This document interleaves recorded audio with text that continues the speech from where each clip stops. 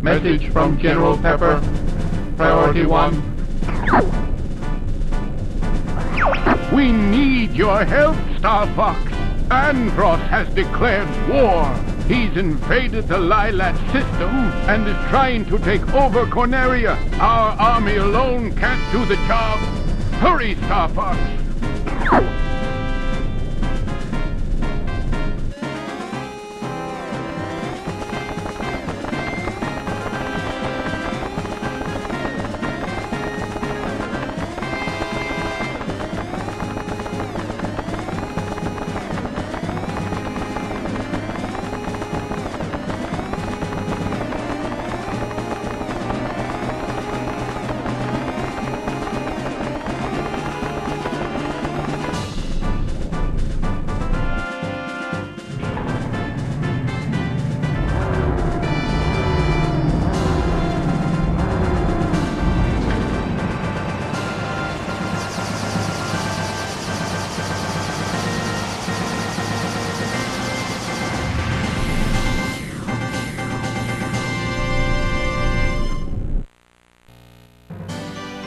Hello everybody, and welcome to Let's Play Star Fox 64. Oh, those words. Oh, I've wanted to say them for a very long time. This is my favorite game of all time. I'm going to go out and say it. I'm not Chugga Conroy. I'm not going to go and be like, oh, this is my favorite game of all time to like 8 different games. No. This is concretely my favorite game of all time, and it probably always will be. Now, first of all, I don't think anybody could understand what I feel towards this game. I've played this over 1,000 times, I'm pretty sure. I've played this when I'm depressed. I've played it when I'm happy. This game really gets me through everything, and it's a really great game. I highly recommend trying it out, which is why I did a giveaway of this game, because I want to share this with as many people who haven't really played it as possible. Because from what I know, a lot of people have played this game, but they haven't really played it. If you get what I mean. Like, they've played it, but they haven't really gone through and played it a lot. Like, as you can see, there's an expert mode. There's all these levels that, like, most people I know haven't tried. But I want to share this with you guys because this is such an amazing game. And because of the LP, first of all, I'm just gonna go through this just to see what my highest scores were because I'm putting them into the video. Okay, that should probably... Wait, I didn't show rank 10! Oh my god, that's the most important one. Actually, I don't know if it was important. There could be a high score in there, though. I'm not too sure.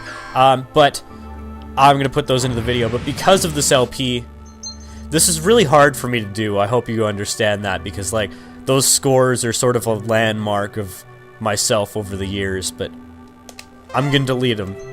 Are you really sure? Yes, I'm sure. And that has completely cleared my save data. Data erased. Now we no longer have the option to go expert mode, which is sort of what I want. But first, we're going to do training, because there's a reason for this. I don't want to have to explain the controls or anything while I'm trying to explain the story, because it kind of turns into a big clusterfuck. Also, I know this game well enough that I could not cut off the voice actors at all. I know exactly what they're gonna say in each level when they're gonna say it, with the exception of maybe like Sector Z and Solar. Those are 2 levels that I've probably played the least, and as a result, I'm not sure what people say when they say it. But every other level, pretty much, in this game, I know exactly what people are gonna say when they say it. By the way, I'm not gonna say the controls because they show up on the screen, as you can see. But yeah, barrel roll, most important thing in the game because it's the biggest meme. Screw bombs, I use charge shots instead because they're better. But yeah, if you hold A, you'll charge your laser. Actually, I guess I could show a bomb. Here, that's a bomb. That's what it looks like. So basically the object of training mode is to go through all of these hoops, essentially, which is kind of not really that interesting, I guess. I don't really know. But yeah, this game is just absolutely fantastic, and if I can turn one person onto this game, well, I think my mission is accomplished, basically.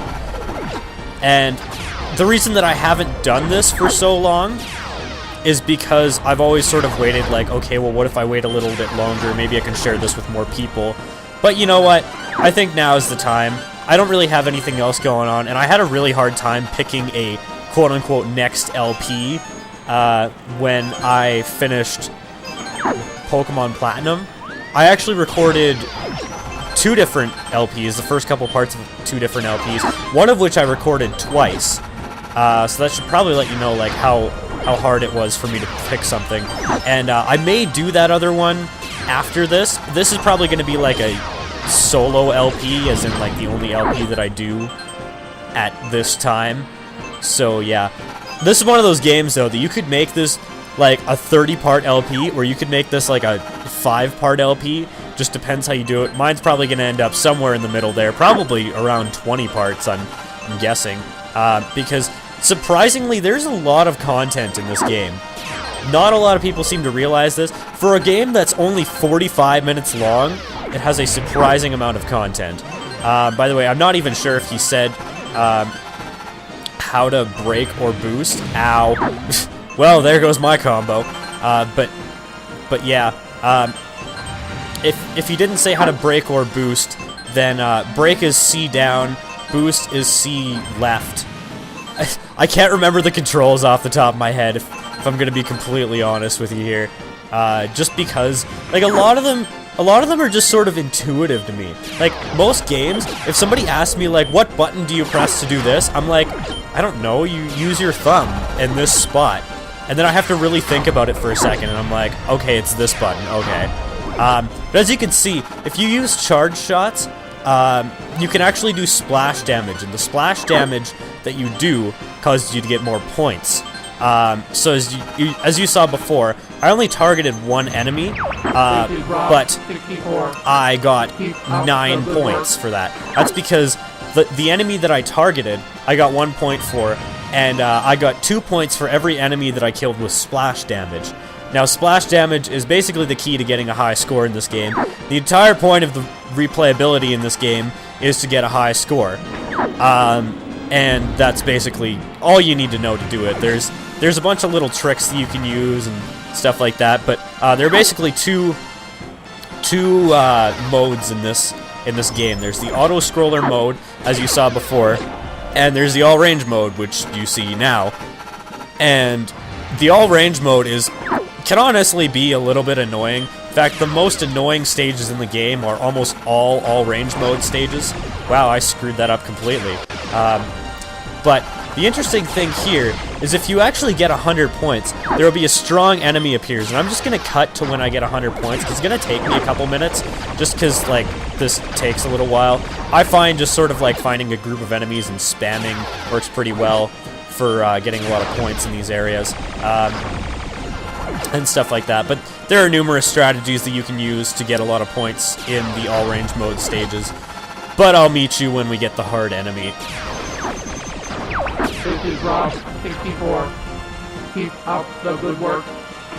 Oh yeah, if you press C right every once in a while, when it pops up, generally Rob will give you an item, but in some stages he'll go and help you by killing a bunch of enemies and stealing your points. And sometimes there'll just be like a little message or a dialogue box that pops up because of it. So yeah, it's usually helpful if you use it, so I would generally press it as a rule of thumb. Okay, here shows the strong enemy. Now, actually there's a rival team in this game that pops up with the same icon on the map in the bottom right corner as that one, and he's dead, which was kind of anticlimactic, but another one appears. I don't know, I guess I could kill that one too, just to sort of show more so how difficult they actually are. Let's go after them, shall we? Okay, usually they're a lot harder than that to kill. Apparently I'm just a lot better at this than I thought, because I seem to remember them being actually pretty difficult. Anyways, let's get out of training, because nobody likes training. Let's actually move on to the main game.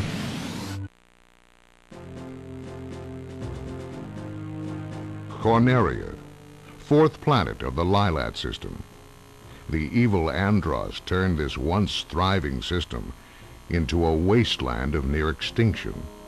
General Pepper of the Cornerian army was successful in exiling this maniacal scientist to the barren, deserted planet Venom. 5 years later, General Pepper noticed strange activity coming from Venom. James McLeod, Pigma Dangar, and Peppy Hare of the Star Fox team were sent to investigate. Upon their arrival, Pigma betrayed the team, and James and Pepe were captured by Andross. Pepe barely escaped venom and returned home to tell James' son, Fox, about his father's fate. A few years have passed. Andross has again invaded the Lilat system. General Pepper has turned to a new Star Fox team, headed by Fox McCloud, to save Corneria and free the Lilat system once again. And that's basically the gist of the story in this game. In all honesty, I wasn't listening, so I can't really explain it. Now, right here, the Lilat system, you'll see the world map, and it is very expansive. I'm actually just going to do like a still image of this, but you'll see in the game that the background is constantly moving. Now, each planet has a name, and they'll be on screen right now. And each of these missions actually has 2 exits, with the exception of, let's see, Solar only has 1 exit, Titania has 1 exit, Bolsey and Area 6 both have 1 exit, and Aquas, and I believe that's it. If I'm missing anything, something will pop up on screen. But, yeah, there's multiple paths for each one, and the only stage that actually has 3 exits is Sector X. Now, I don't know why they did that, but they did, and it's kind of cool. I don't know, because the 3 fifth stages in the game, 2 of them are very, very good, and 1 of them is the worst stage in the entire game, pretty unanimously, I would say. It's definitely the hardest to get a medal on. Now, each of these stages, you get a medal on for reaching a certain number of points. This first one that we're going to is Corneria. This is the home of Star Fox, and Fox actually served in the Cornerian Defense Fleet in the past. Corneria, very, very similar characteristics to Earth. It's got the same gravity, basically the same diameter, pretty same, like, absorptivity in terms of, like, radiation and stuff like that, and pretty similar surface temperature, I guess you could say. But it seems very, very white in this picture, but it's definitely not. It's more so blue than white. It's, like, mostly ocean, as Earth is. In order to get a medal on that stage, you have 150. I don't... For the record, what's popping up here, my highest score, this is just based on the high scores that I have on this version of the game and the 3DS version of the game. So the highest one I have combined between those two. I'm not really too sure if they're on normal or expert, and I did used to have a Word document with all of my high scores in this game, but I don't have that anymore. That was lost when I transferred computers, unfortunately, so shit happens. But anyways, let's delve right in, because I've been teasing this for far too long. It's about time you showed up, Fox. You're the only hope for our world. I'll do my best. Andross won't have his way with me. Mission 1, Corneria. Former Army base. Enter Star Fox. Basically, yeah. Now, this isn't known by a lot of people, but Star Fox actually does not work for the Cornerian Army. Star Fox used to be in the Cornerian Army, but he left to go and be a mercenary, basically, for hire. And he's working for the Cornerian Army because Andross killed his father, as you saw in the intro sequence. Basically, he wants revenge, and it's a nice way to get paid and get revenge at the same time. So yeah, this is Falco. He's the ace pilot of the group. Pepe's sort of like the wise old hare, as odd as that is. And Slippy is the one that everybody hates, but I love. Slippy's the mechanical engineer that just sort of like designs all of their components and scans the boss for HP. Slippy is by leaps and bounds the most useful party member, and everybody hates him because he always gets killed. Now, like right off the bat, you're going to be seeing like the splash damage sort of go into effect, because like here, like you can actually bank shots off the ocean and get a lot more hits that way. And Slippy just got hit by like a random shot. I don't think that actually normally happens. But yeah, you'll see that like you start off in the ocean and you have to save your wingmates. It's usually pretty easy. I like shooting them every once in a while like that, just to show them who's boss. Like, that's what you get for getting somebody caught behind you. But yeah, this is like, I never really explained this, but this is like one of what I would like to call the big 3 Nintendo games that I had as a kid. We sort of, like, as a kid, I always used to think of like the big 3 games as like the 3 games that I had before I like moved to Fort Saskatchewan, and that's where I used to live when I was like ages 7 through 12. So yeah, that was the 3rd house I lived in actually, but we only had 3 games before we moved. We had this, Diddy Kong Racing, and Donkey Kong 64. Ow, that hurt. Yeah, there's a lot of enemies in the first half of this stage that you get to by going through all these hoops and stuff like that. It's kind of cool. I don't know. I like the way of spawning enemies in this stage. It's kind of neat. 94 at the checkpoint actually is not bad. Now, half the time, I will actually hit Falco while using that first charge shot after the checkpoint. But in order to get the good ending of this stage, you have to A, save Falco, and B, you have to... Oh, shit, he's gonna die. God damn it. I didn't want him to die. Okay, well, you have to save Falco, and you also have to go through a bunch of hoops that are later in the stage. Not hoops, it's like rings or something like that, I don't know. Wow, I'm doing terrible after the checkpoint in this. This is just terrible. I might restart the stage after and just like go and save Falco the proper way, but these are the rings you're supposed to go to. You're supposed to go through 7 of them, and that is how you go to the good ending of the stage, is by saving Falco and going through these rings. And they'll actually lead you behind a waterfall up ahead here. But as you can see, I have 150 points, but no medal. The reason for that is that I screwed up, and you actually need all your wingmates alive in order to get the medal, which kind of sucks. I did terrible in this stage after the checkpoint. I did pretty good before, but after I definitely did pretty bad. Also, going the other way, you can get a lot more points, so there's that too. I think you can get like 20 extra points. This is the easiest boss in the game. Basically, shoot his leg, slow down, and can I get the quick kill? No, not quite. I screwed up. Usually you can kill him before Slippy pops up the HP, but you shoot the little green thing on his back, and there, he's dead. Like, it's so quick, it's ridiculous. A lot of the bosses in this game you can kill in like less than 10 seconds, which is hilarious, by the way. The boss of the next stage you actually can't, which is odd that they would do that. But oddly enough, I'm actually going to end this video after this stage, just because, like, I want these videos to be a little bit shorter. Probably going to do 3 videos per cycle, quote-unquote, for lack of a better phrasing. For this one in particular, I'm probably going to do 4 stages in the next episode, just because they're usually pretty short. But I'm actually going to restart this playthrough, just so I can have Falco for the next mission. Because my goal is to actually get all the medals in 3 playthroughs, and the next stage, I'm only going to play through once because of that. Just the way that the routing works.